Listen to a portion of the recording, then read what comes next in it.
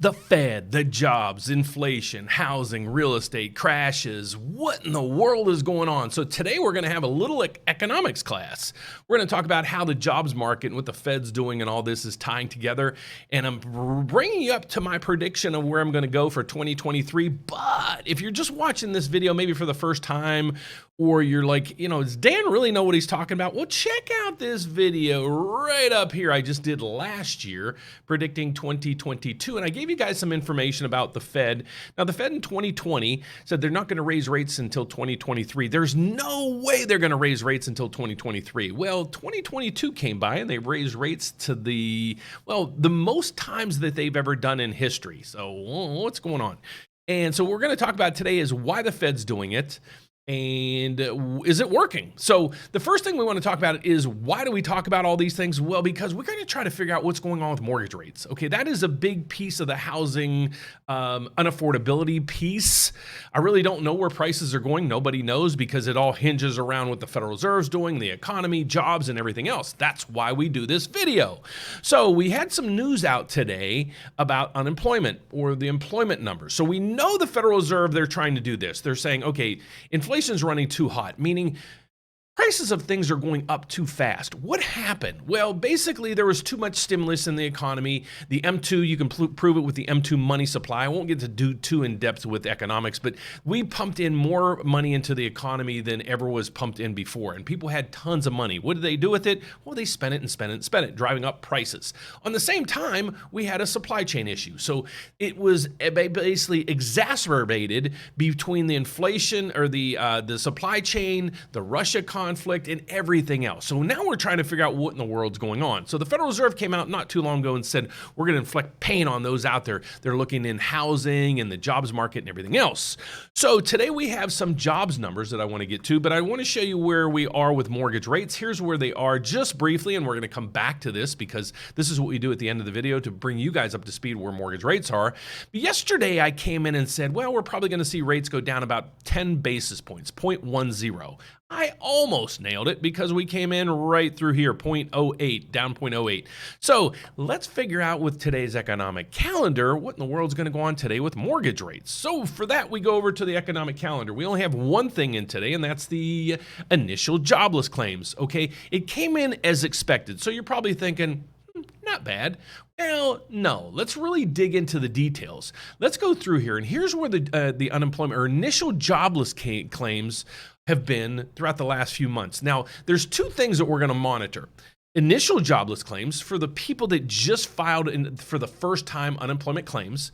And then there's continued claims. Those have spiked. What that's telling us is people are not getting new jobs. And then I wonder why, because we follow also on the channel a JOLT index. And the JOLT index is how many job openings, that's the JO, job openings, okay, in the labor market. There's 1.7 job openings for everybody looking for a job. So if you lost your job, there's almost 2 jobs openings for every person looking. So you would think that you could find a job. However, yesterday's video, we found out that CEOs, 98% of CEOs in the country are expecting a recession in 2023. That is a huge number, 98%. You can't have 98% of people who agree on anything, but CEOs are now saying, yeah, we'll be in a recession next year. So let's work at that number. So if you're a CEO and you're saying, okay, things are really going to start slowing down, what would you do? Would you start hiring people and buying more supplies and loading up on stuff? Or would you be like, we're going to start cutting back. We're going to start cutting back on raw materials. We're going to start cutting back on employment and everything else. That's the fear that we're having right now, and that's what's taking place. So let's tie all this together. We have unemployment claims right here. These are the initial claims. We won't go through them in detail. I just want you to see the direction things are going. So let me put my cheaters on. Look back in just September of 2022, September 22nd. Now this report comes out every week. So we started out at the actual claims came in at 213,000 and so forth. So let's look at rate. Previously, we had 226,000 people right here in December 8th. How many people filed their initial claims. This time we had 230. The forecasts were for 230. So we have about 250,000 of people losing their jobs each week. Okay, so, but the continued claims is where it's scary. Continued claims are starting to kind of increase. So that tells me the job market's is starting to really soften. Now let's go over to the inflation front, because we really have to watch inflation too, because the Federal Reserve said we got to cut inflation, and to do that, we have to really, increase interest rates and kill the job markets. Well, they're starting to kill the job market, as we're seeing, and they're really doing a tail on inflation. But let's start looking at some of the components when it comes to the inflation numbers to really see where that's going. So the first thing we want to look at is right here. Here's some big components. Now, let me get my head out of the way for a second so you guys can see this. That.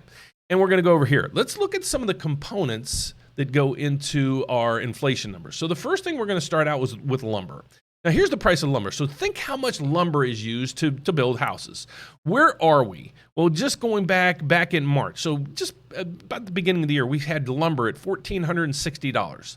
Okay, a bundle. Where is it now? It's $1,000 a bundle cheaper. It's at $429.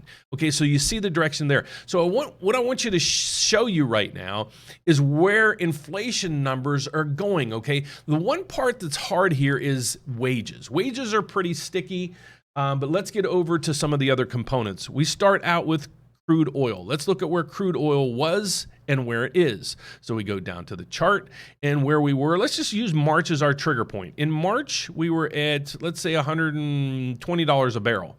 We're at $74 a barrel now. We can see that at the pump. Let's go to the next thing is natural gas, no, gold, silver, copper, soybeans, wheat, coal. Let's see where, I'm just interested in where coal is, because coal is getting kind of blown out of the map. I'm from West Virginia, folks, so coal to me is kind of a staple. Hate to say that, but you go back, coal is basically where we were back in the beginning of the year. Let's go to the other piece, lumber. Oh, we were at lumber. Let's see. Lumber, again, we're at $14.75. We're at $4.29. So you can see that all these components, some of the biggest components when it comes to pricing, is kind of how the equation right now. It's plummeting. So now what we got to see is inflation will start to drop, because we're starting to see now housing rents rolling over, meaning they're starting to come back down. So we have housing costs going down. You might not think it's huge, but I'm going to show you where rates were just a couple months ago and where they are now. And we're starting to see a lot of this taking place. So if the Federal Reserve would sit back and just give this time to work, the inflation numbers to start, ticking down like they're expected to do, and I'm expecting them as well, we hopefully will get into a soft landing. So to tie this together, the Federal Reserve is really crashing the market. We know they're killing housing. Now they're starting to really hit the jobs market, and thus now the fear of next year's recession has increased almost to 100%. So the good news here is this. Housing prices, as we know, are coming back into check a little bit. They're not crashing, but they're starting to come back down. Mortgage rates are down substantially from where we were just a few months ago. You might not think it when we start quoting 6% rates, but I'm going to show you where rates are in a second. And then we see biggest piece of the inflation puzzle that we just went over. We got gas, oil, coal, lumber. Everything is crashing in price. And then now the labor side is what we're going to figure out and monitor from there.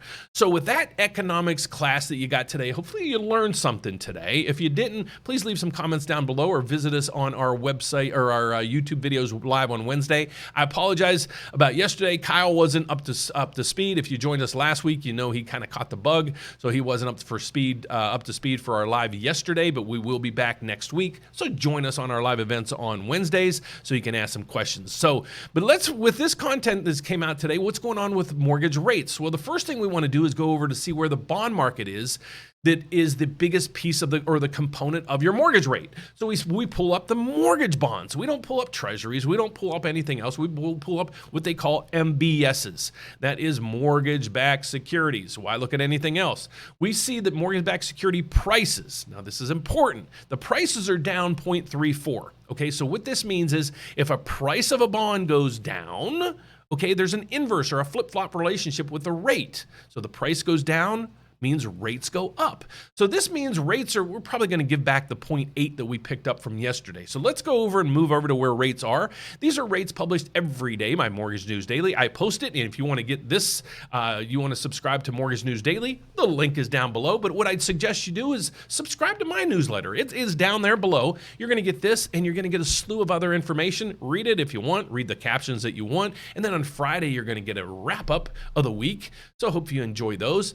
If you want to check out a lot of the other tools that we use, check out the description down below. There is a ton of stuff for you to learn from there. So what my projection is for today is mortgage rates are going to go up just a tick, nothing major.